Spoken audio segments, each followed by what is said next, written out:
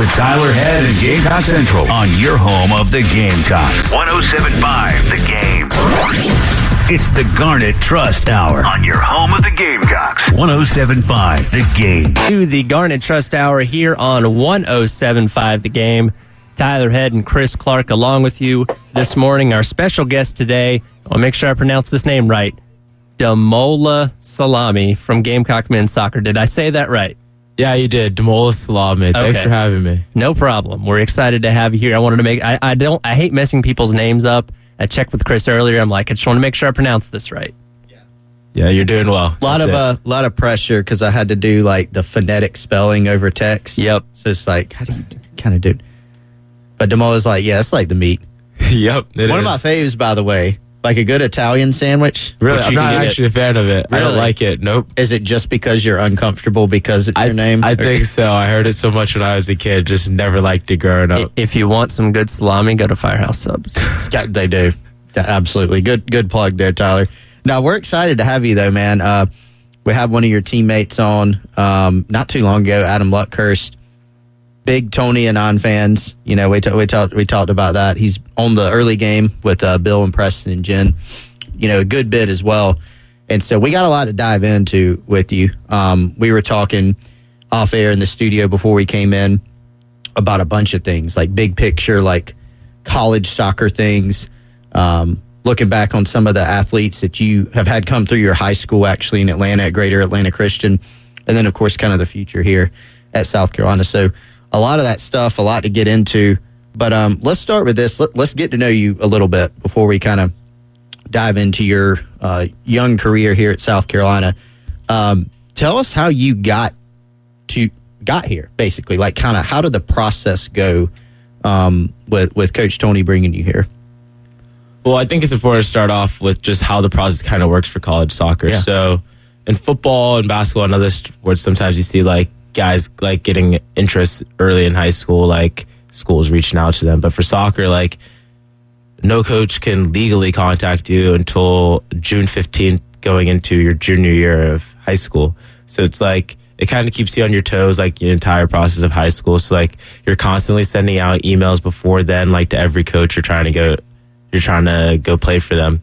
So I would say on that June 15th date, just a lot of schools like normally reach out to some of the bigger players. And so then from then on, you're just at every showcase, every tournament, you're just waiting to hear from any coach really who's interested in you, and you're hoping they get back to you. So I would say probably the summer going into my senior year of high school, my club team, NASA, back in Atlanta, we were going to, I believe it was North Carolina for ECNL playoffs, and Tony had actually texted me. So Tony comes from Atlanta United, so like I knew who Tony was, but like I never actually had a conversation with him.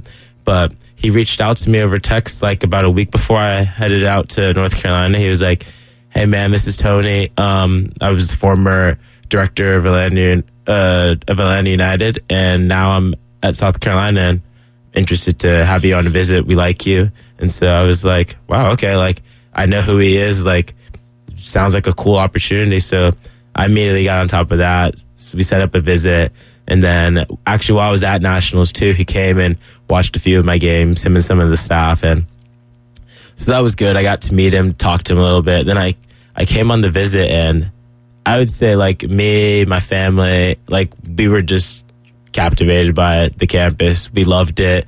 We thought the school was going to be a great fit for me. The facilities, we were blown away by. Tony, Alec, Tam, they were all great guys. We liked them. And so, yeah, I think after that visit, I was really sold on coming here. Like I had a couple more visits afterwards that I was supposed to go on, but I really didn't want to go. I just wanted to come here after I came here the first time. Was that your first visit? No, it was actually my third visit. Okay. So I had gone on 2 prior visits before then. I can't really remember if it was before or after our Nationals games, but I had gone on 2 prior visits. The first one to Charleston, and then the second one to UCF. Okay. And so, yeah, when I came here, it was just, wow. Now, you considered, according to your bio on GamecockCentral.com, You considered some Ivy League schools too, or they considered you, or vice versa. Both of those things. Yeah, so the Ivy League interest really came after I went to nationals. So a few of the schools had reached out to me.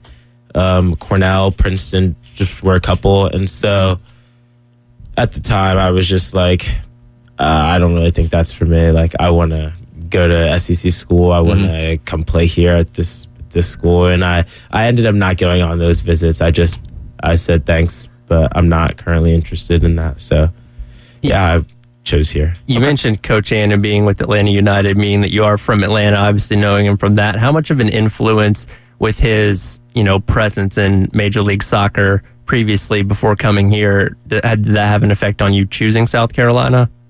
So, yeah, I mean, I would say that was one of the biggest reasons I ended up choosing here, because really if you ask anyone on our team coming in, what's your goal? It's to go to the next level. That's the most athletes in college. That's their answer. So when I came on my visit, Tony explained to me the connections he could have and what kind of teams he could put us in over the summer to train with. And so that really caught my eye, because I want to go pro.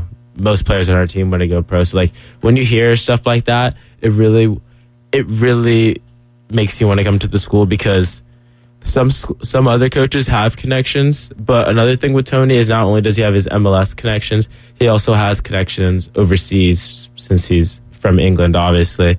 So he has connections there too. So it opens you to having more opportunities by playing for him. And that just means with those connections, is that something as simple as just him being able to vouch for you and for his other players to some of these pro clubs? Yeah, you obviously have to, he would vouch for you, but obviously you still have to earn that right to get vouched for.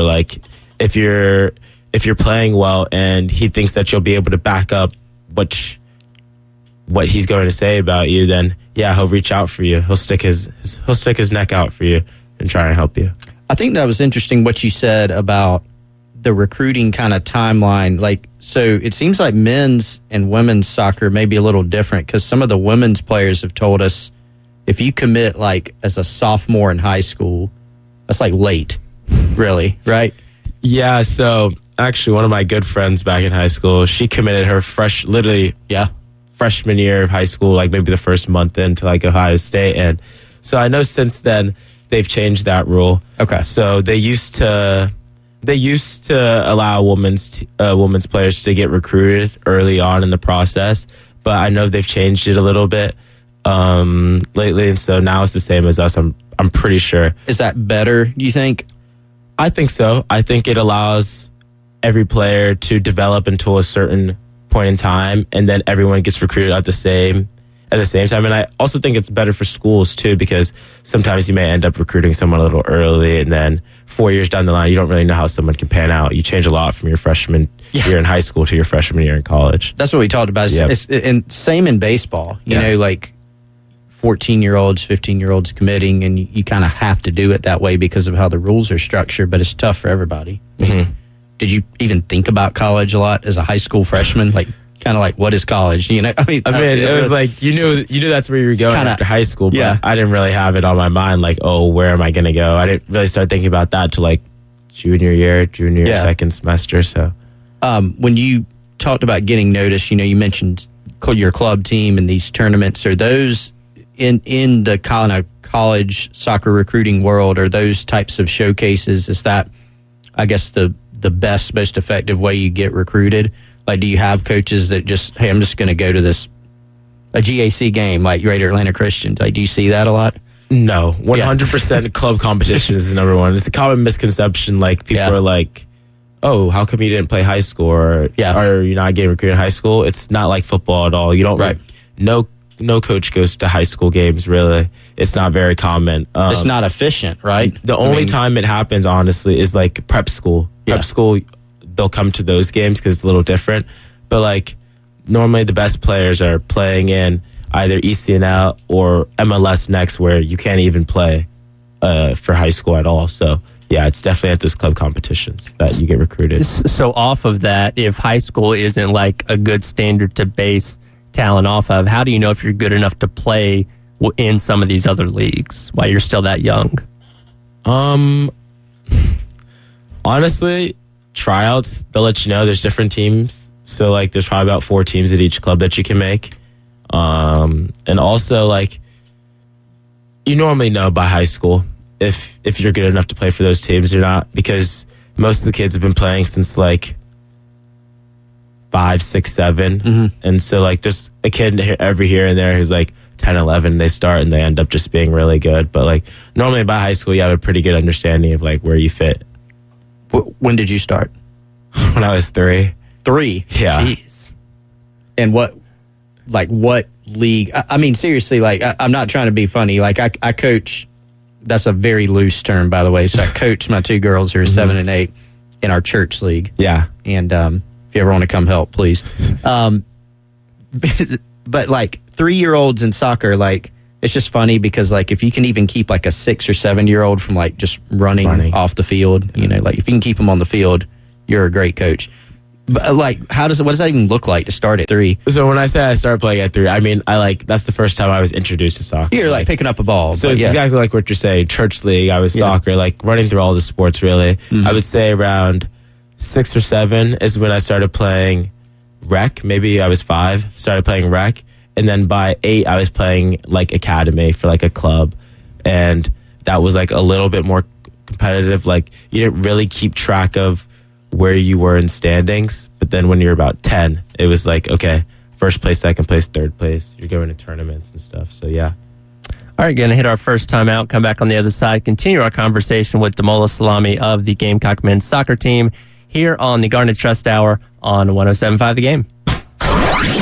It's the Garnet Trust Hour on your home of the Gamecocks. 107.5 The Game. Yeah. And welcome back into the Garnet Trust Hour here on 107.5 The Game. Tyler Head, Chris Clark, along with you. Today's special guest, Damola Salami of the Gamecock men's soccer team. And for the break there, we were talking about how you got your start in soccer at the young age of 3. Who introduced you to the game of soccer? Was it a family thing? Like, how did you really get started with the sport? It was really just a family thing. So, like I said, my parents really had me and my brother, who's like a year younger than me, just in and out of sports. So we just tried everything together, and soccer just stuck for the both of us, and we both just got on from there. When did you or someone from your family or a coach kind of make it known that, like, yeah, you're pretty good, like, you're gonna probably go do this for a while? I would say the first time I recognized I was like, okay, I may be a little good at this would be when I was 9. I was playing for, so like I said before, so at clubs there's 4 different teams normally. Mm-hmm. So it was my first year of tryouts. Like, I was gonna go, I was like, I told my dad before, like, I started crying. I was like, I really hope I make a team here. He's like, it's okay. I already paid for the year. You'll make a team. So that made me a little bit more comfortable going in.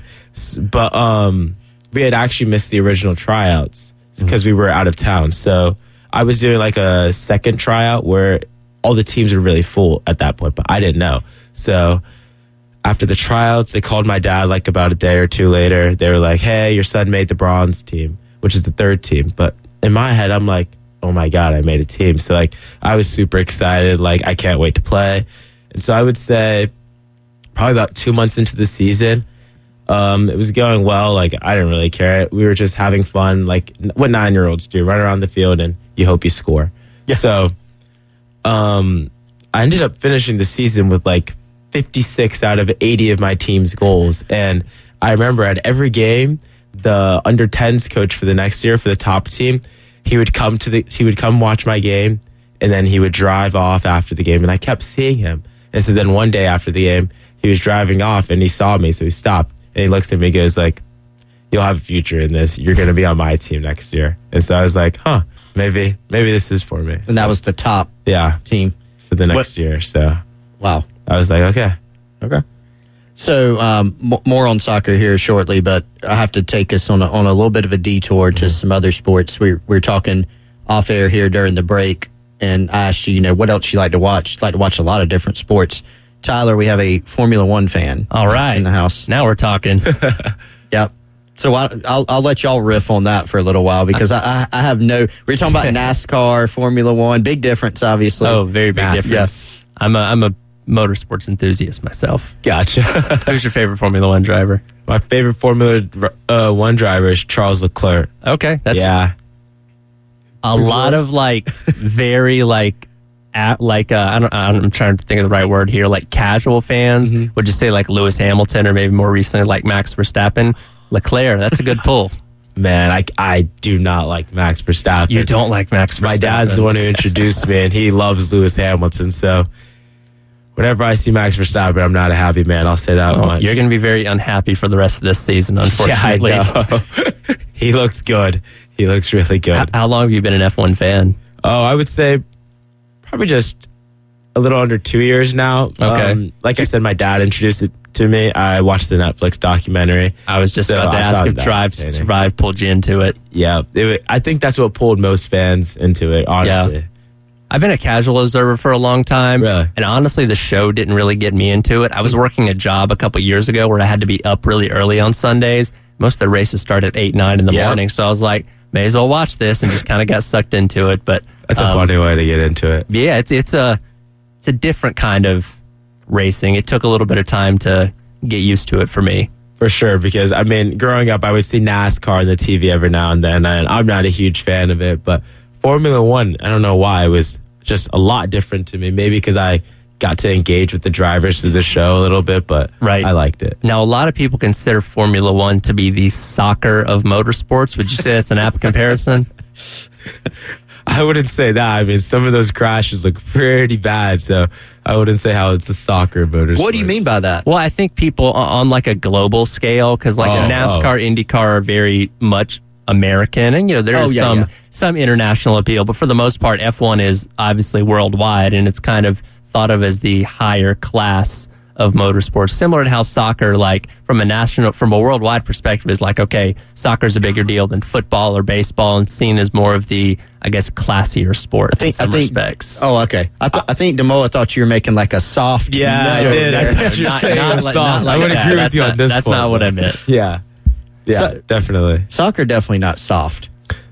That drives me crazy when people say it gets a bad rap, man. It does. It's just not a soft sport. I don't think so, but I mean, I appreciate the conditioning it takes to play soccer because there's no TV timeouts. There's no run a football play and wait another 11 seconds, those kind of things. You're going the entire time. That takes a different kind of strength. You never stop running, and honestly, for me personally, you never get used to it. It's just a sport of running, and before every game, you just know, like, hey, I'm about to run a few miles here, and hopefully we win too. So you don't like the running aspect? I mean, you're a goal scorer, so you do some running. You got to run to score, but you don't really enjoy that part. I would say that obviously when you're running towards the goal, like you're through on goal, it's just you have a little bit more motivation. But a lot of the game is off the ball movement, honestly, and so especially pressing. That's one thing that's been heavily emphasized since I've been here, and so it's just a lot of work off the ball. And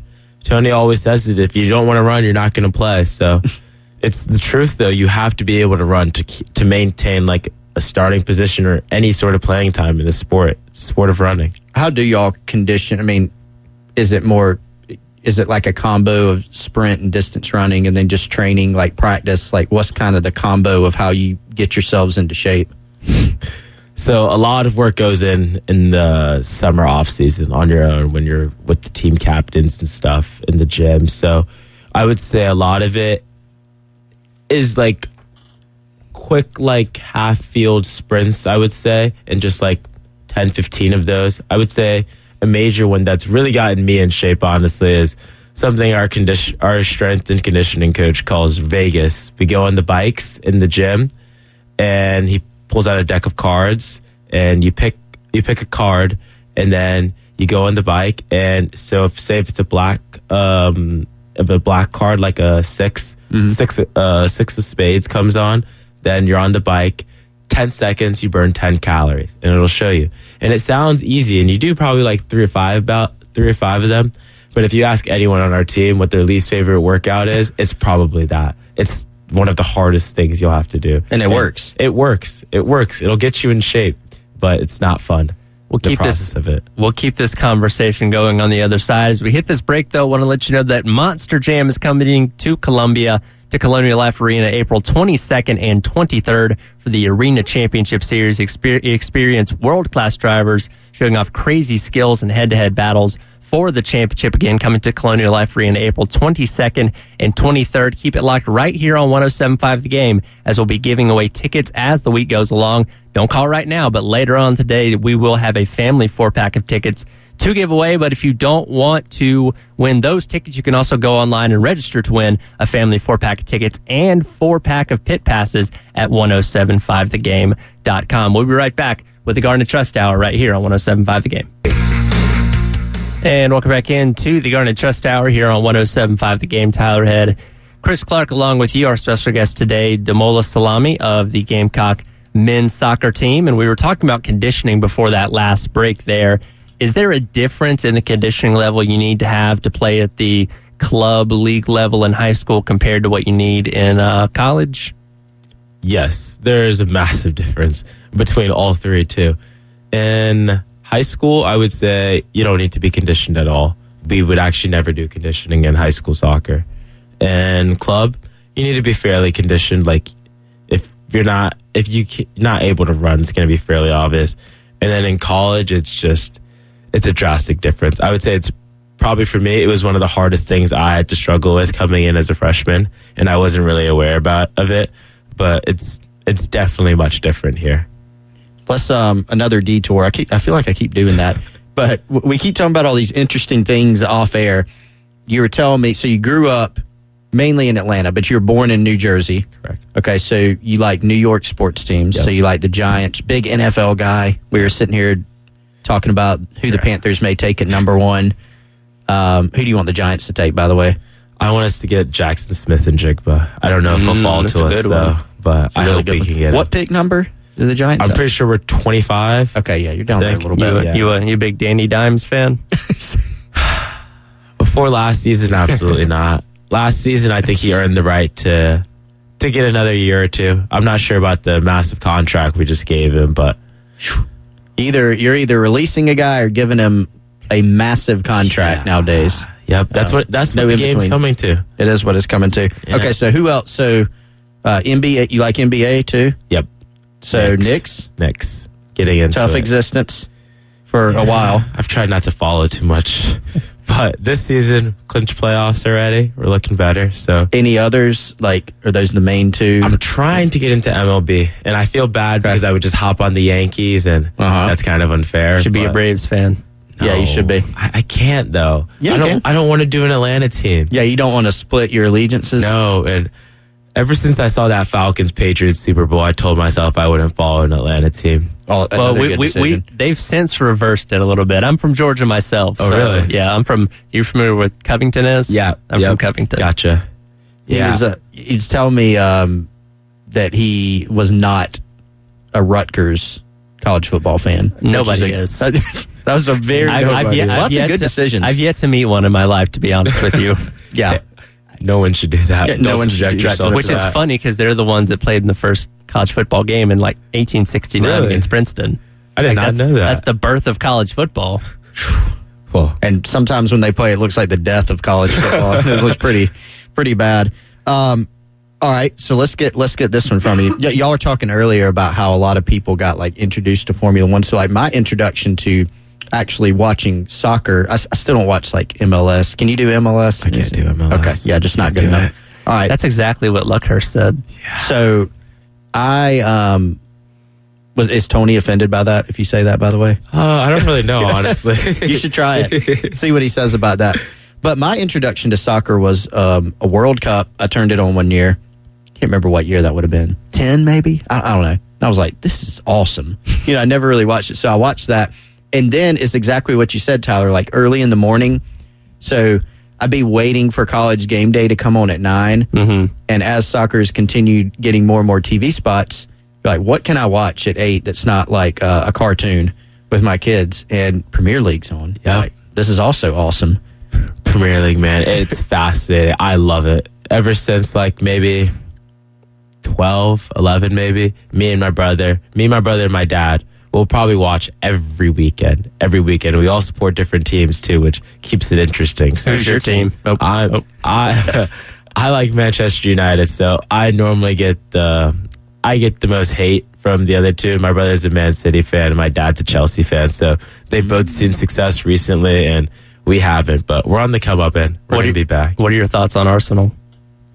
I really liked them beforehand, not like supported them. I thought they were a cool team. The documentary was cool, and now they're in first place, and I don't like them anymore. They make us look bad every time we play lately. Our midday host, Jay, is a huge Arsenal fan. Yeah.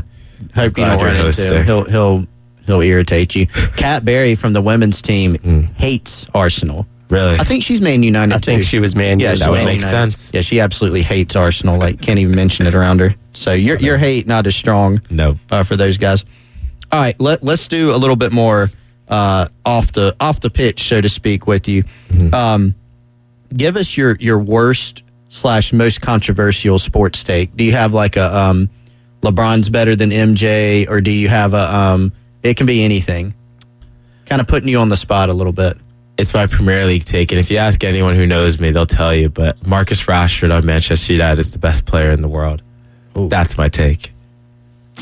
That is my take. I mean, I feel like I have to defer to you because your soccer knowledge would be way higher than mine, but that does seem a little rough. No, what do you base that off of? That's the question I don't like afterwards. I mean, honestly, is he? No, probably not. But I do think he's the best winger in the league, the Premier League. People will say it's Saka and Arsenal, but I think it's Marcus Rashford. He's the most direct, most skillful, best shot by far of any other winger, and he's the most entertaining to me. So I don't know what beats that. That's not bad. Yeah, I like it. All right, let's talk about food a little bit. Worst food take. You have like weird combos. Things that you should like. That I have one that I started here, and people don't seem to like it. Eggs, hash browns, and ketchup. I love it. I fail to see what's wrong with that. I mean, Right? That seems pretty normal. That's a standard Waffle House order. Yeah. That's what I said. Waffle House. Everyone in Georgia, you go to Waffle House after the Friday night game, you get that.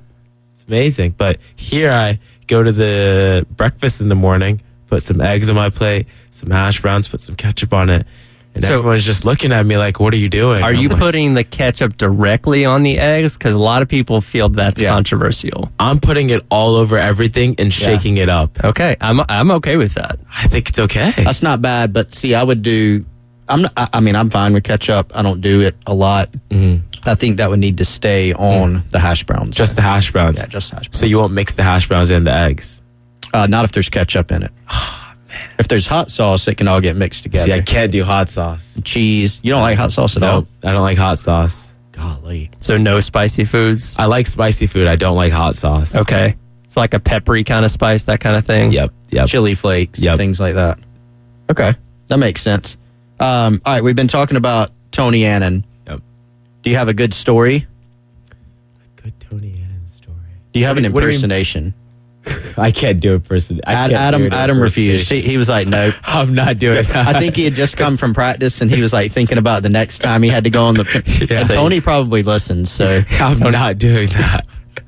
he's like, no, No chance. yeah, You can do could, it off air for us. I know. Could you do one? You like literally can't, or you're just not willing, which I don't blame you. I think I'm not willing. I think I could try one. I think I'd butcher it pretty badly, but That'd be the fun in it. We're not going to make you do it. Thank you have you. a good story though. what do you mean by good story? Like, I don't know, something funny you did that won't get you in trouble, or you have like every coach has like sayings or things that they do, little styles. We don't want you to have to run any more than you already have to run. Before you answer that, what kind of coach is he? Like, we've heard him on here being funny and telling stories and stuff like that. When it's time to get down to business, is he hard nosed? What's his coaching style? I don't think I would use the word funny. I would say he comes off as a sterner coach, definitely. Like, especially when it's game time, like, he's going to tell you what you need to hear. He's going to tell you what you need to do. But I would say off the pitch, like, as long as you're doing what he needs of you, I would say, a very personable guy. That's one of the first things I noticed when I met him, too. He's really personable. He cares a lot about his players. So, like, as I said, I struggled a little bit in the fall, and it's getting better in the spring now. But he had a lot of meetings with me, and he makes sure to have meetings with everyone. We have player meetings pretty often, and just, like, sit down, get a gauge of, like, what's going on in your life, ask you what's going on. Also ask you just about, like, soccer. Let's talk about soccer. Like, what can I do to help? And he even came out a couple of times to some of the other coaches to, like, help me get extra sessions in too. Just, they want the best for everyone. So it's good that even though they are hard on you, they want the best for you too. What do you feel like the biggest difference is that you're not struggling as much? Is it just kind of that natural progression of now you're not nothing's as new anymore? Or like, I would say a major thing is technical, and then another thing is I had lost a lot of weight from this fall to the spring, and that's just helped me be a lot quicker and a lot fitter, looser. So that's helped a lot. Are you one of the?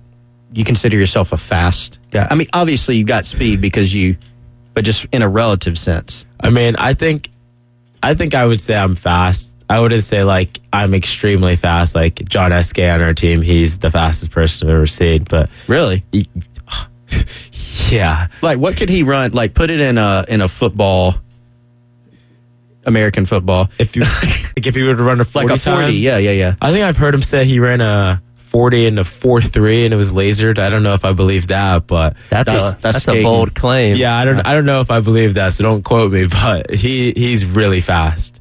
Like if I could compare him to anyone, I would compare him to like Tyreek Hill. Honestly, on the soccer field, may need to line up a race between him and Eamon Worry and Nick Carver. All three of them. All three of them. Have you seen Nick Carver run? Like, you pay attention to football and football recruiting? I've seen a video on Instagram before. He looks fast. I wouldn't say SK's faster than him, but not from in long speed. I don't think anybody's beaten Nick Carver. Like, anybody on campus here, probably including the track team. Like, in long speed. Right. Shorter distances, you could get him. I think shorter distances, SK would have him. Yeah. Yeah, because Nick's strides are so long. Like, one of his strides is like a regular human being, like 10. No, I'm just kidding. Not that many, but like, I don't know, like 3 to, he's just got such long strides. Freak athlete. Yeah. A freak athlete. Yep. All right, Tyler, we need to take a break, and we got one more segment. Yeah, we'll come back and wrap up today's edition of the Garnet Trust Hour here on 107.5 The Game. The Extra Point with Tyler Head and Gamecock Central on your home of the Gamecocks. 107.5 The Game. It's the Garnet Trust Hour on your home of the Gamecocks. 107.5 The Game. And welcome back into the Garnet Trust Hour here on 107.5 The Game.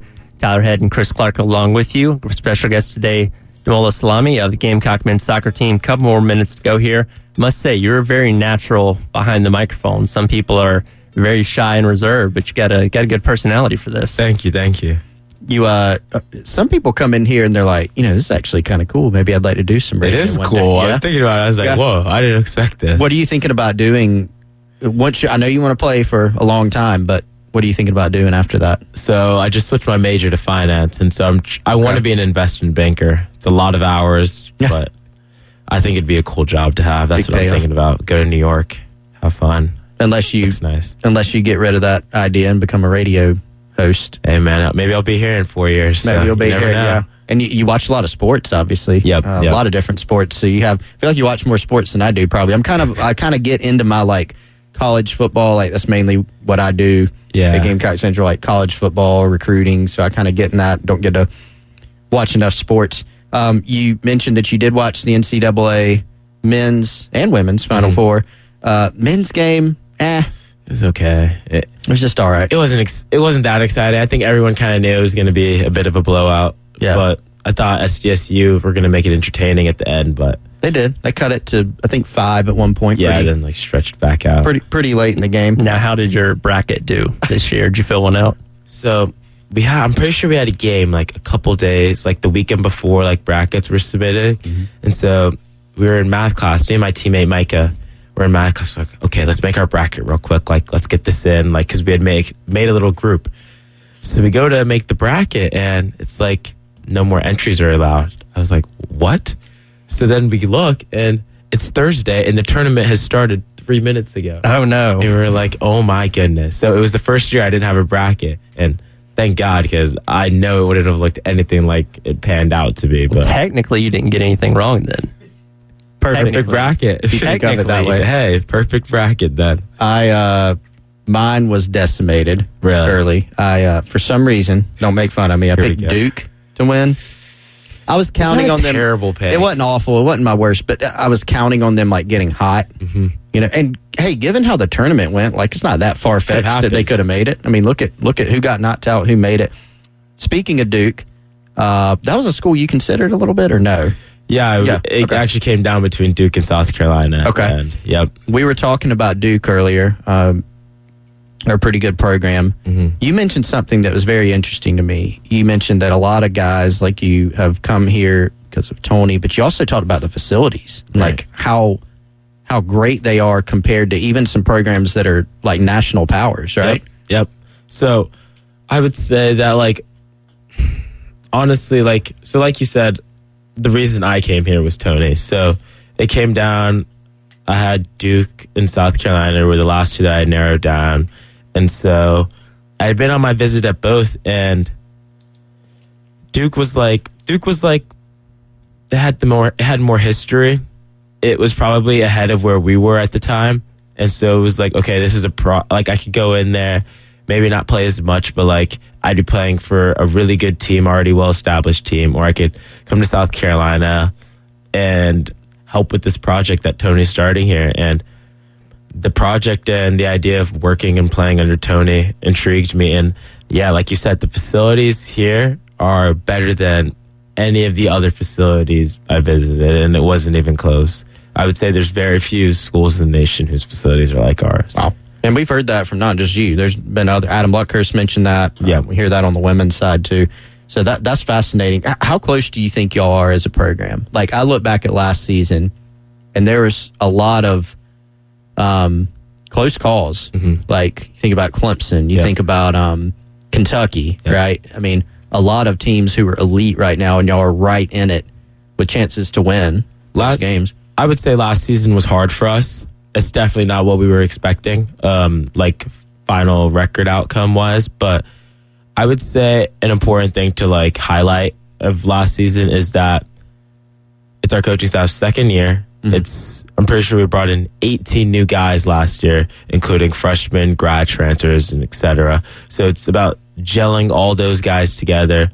And not just gelling, because we actually have a really good locker room, but it was more about like gelling on the field, learning how each other play, learning how the coach needs us to play. So I would say there was a lot of learning on the go, because in soccer you only have such a small preseason before the season actually starts with the coach. So it's a lot of learning on the go, figuring out what works, which formations work. And so I would say that we had games, like you said, that were close, like Clemson, that Clemson game, like we lost, but I don't think we should have lost. I think we should have won that game. I thought we were the better team. It was a great atmosphere too with the fans. And like, I would say that we are getting close. We just got 2 more recruits in from this spring, and our team's playing a lot better. I think we found a formation that fits the team and fits most of the players on our team. We're looking good. We've played 2 professional teams this spring already. We tied both of them. Then we beat, I think UNC Asheville a few weeks back, 3-0. So I think we're looking good going into the spring. Into the fall. I would say most of the guys are pretty excited about that, and bringing in the new freshmen that are coming in too, and helping them be a part of this. Yeah, and in 4 days on April 8th, y'all play at North Florida, I think in Jacksonville, right? So that'll be your final, I guess, tune-up maybe in the spring here. Yep. Then summer, then the season y'all start right when it gets hot in August. Yep. So that'll be awesome. So for anyone who hasn't been to a game out at Stone Stadium, make your pitch to come on out and watch. Make a pitch for the pitch. Make your pitch for the pitch. I feel like I really don't even have to. I mean, we had the most fans in the nation last year, but there's still a lot of people that have not been. And it's true. And so I would say, come on out, come down, come watch us play, get behind us, and we'll put on a good show for you. So, last thing for you, you're obviously here because of Garnet Trust, which does a lot of good things in the NIL space with athletes. Give us your quick, 1 or 2 minutes of just about, being able to capitalize as a collegiate athlete on NIL. A couple years ago, 3 years ago, you couldn't have done. Right. I mean, you could have done a radio show, but you could not have done it as part of something from an NIL standpoint. Yeah, I think the whole NIL thing I think it's amazing. I think that every kid growing up, like, first of all, you just want to play college. Like, you want to play your sport in college. Like, that sounds cool. But then as you get older, you start to realize, like, wow, like, I'm, like, when you're here, it's pretty much like you're working. Like, it's pretty much a job. And so it's like, you don't really have time for anything else. And so, like, to do that and, like, not have any chance of any form of compensation is definitely hard, especially depending on your own circumstances and background. So I think that NIL is providing, like, athletes across the nation with an opportunity to get paid for their image and likeness. I think it's a great opportunity.